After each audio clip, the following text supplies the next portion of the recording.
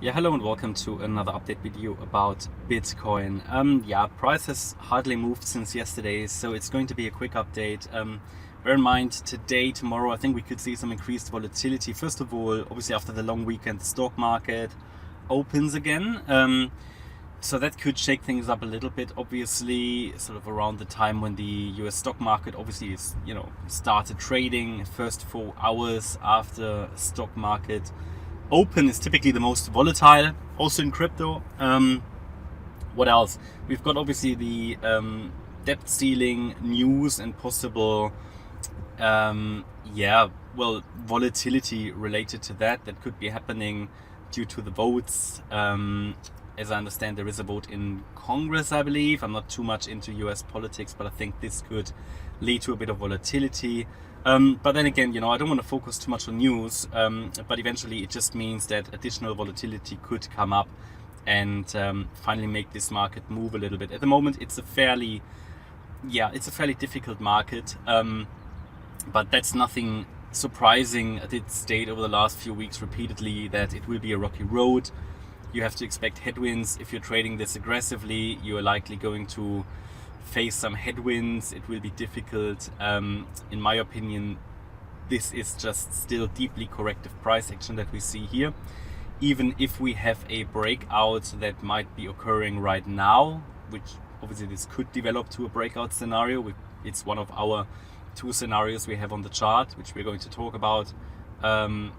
It is still going to be probably a bit of a rocky road, and the reason is that the move up here that started on the 12th of May to the peak on the 15th of May is just a 3-wave move. So any breakout scenario from here would be based on the idea of a diagonal structure, so it would only be possible in a leading diagonal. A leading diagonal in most cases consists of corrective subwave structures.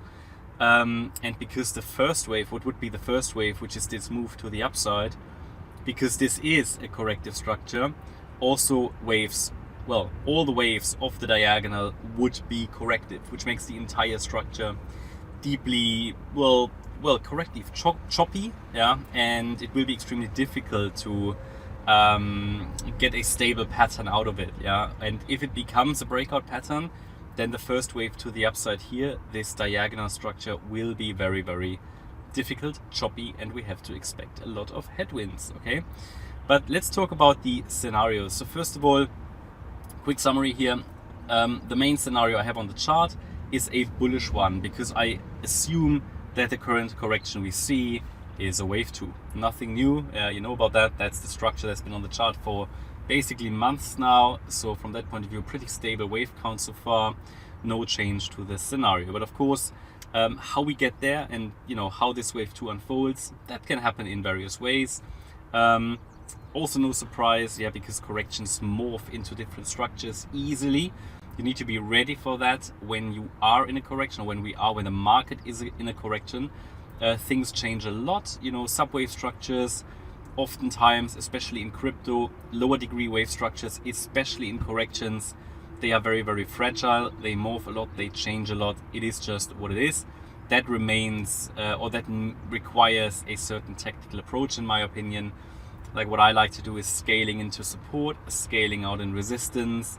It requires maybe widening stops a little bit, but then reducing position size, of course, so that you can move stops further out, so that you're not caught in the whipsaw, which we see here at the moment, But what you need to understand essentially is that we are in a larger bullish scenario, okay? So the assumption is that this is a wave 2, which would result in a 3rd wave rally, maybe to 45 to 50k, But I don't think this will happen tomorrow. This will be a bit of a rocky road. It won't be easy. This scenario is valid as long as we're holding 22k. Well, actually it is valid as long as we're holding the 10th of March low, which is around 17.6k. But it is likely as long as we're holding 22k. That's very important to understand, okay? Okay, so now in this wave 2, or in this current scenario, which is overall bullish, we need to understand, okay, what are the likely scenarios that could here unfold on the, let's say, the hourly time frame. There is a short-term bullish and a short-term bearish scenario. The short-term bearish scenario is what you actually see here on the screen, where we say, okay, we came down off this April high in a wave WXY structure. And in this WXY structure, in this Y wave, we're basically in the Y wave. Yeah, that could be targeting around about 23,960 and 25,300 between the 61.8 and the 50% retracement, based on what we can see. But that ultimately depends on how high does this B wave go. Yeah, because in the Y wave, we have 3 subwaves. We have an A wave, we have a B wave, and we have a C wave. And it looks like we're still in the B wave. So what we do now, we're going to zoom into the B wave. Just to bring everybody up to speed. And the situation here hasn't changed since yesterday. So I'm still looking at the move up of the 10th of May low as a wave A. The move down as a B wave that came down quite deep. So basically retraced to the 88.7 fib level of the A wave. That is a typical target for a deep B wave. That's absolutely fine in a so-called flat correction, where the A wave has a 3-wave structure, the B wave has a 3-wave structure, and the C wave would be an impulse, which it certainly could still be or become, yeah, because one more wave is actually missing for an impulse in the C wave. So from that point of view, this is my preferred scenario. It adheres quite well to the overall rules and guidelines of the Elliott Wave method.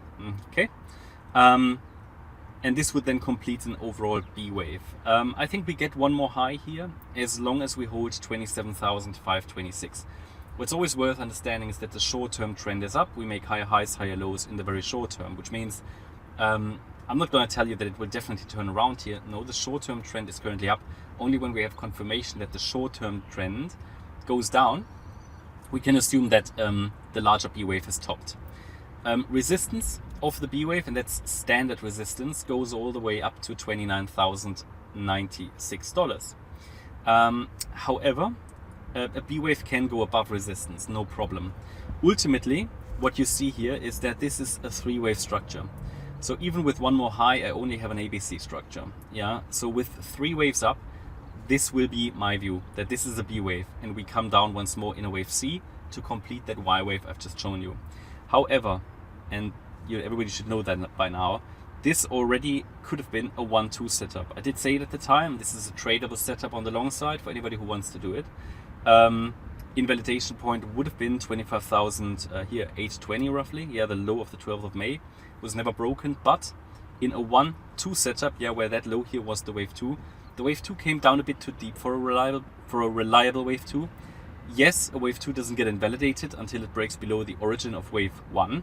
However, it came down deeper than it would be ideal. Okay, so that just reduces the likelihood of a bullish breakout setup. We would now be in a 3rd wave in the bullish count, and also here ideally I would like to see one more high. But again, that is only likely as long as we're holding 27,526. It's a 50% Fibonacci retracement level here of that move to the upside. That's the same thing for the bearish count. Yeah, one more high is likely, and this is support as long as we're holding that level, and we're currently holding that, and we've actually reacted to that. So if we get a wave 1, a wave 2, a wave 3, so until here both scenarios are the same. If we get then a lower high, no, a higher low, yeah, basically that would be a wave 4 and a higher high, ideally above that the resistance of 29,900, and even better would be above this swing high of the 6th of May, which is basically 29,850. If we get 5 waves above resistance and above that swing high, then we have a really good confirmation that actually price has bottomed, and then the next long trade setup could occur, a pullback trade after an ABC correction to the downside, which we're then going to map out. Yeah, and these are the 2 scenarios, so not really much change, but I think in the next couple of days we could see some increased volatility due to the debt ceiling votes. I think a lot is already priced in. Nevertheless, I think there will be lots of news, lots of attention. We'll be focused on that topic, so it just could create some volatility. Alright, that's my update about Bitcoin. I hope you liked the update. If you did, please hit the like button, leave a comment and subscribe. And if you really like the content, then please check out the channel membership. Thanks a lot for watching. Bye bye.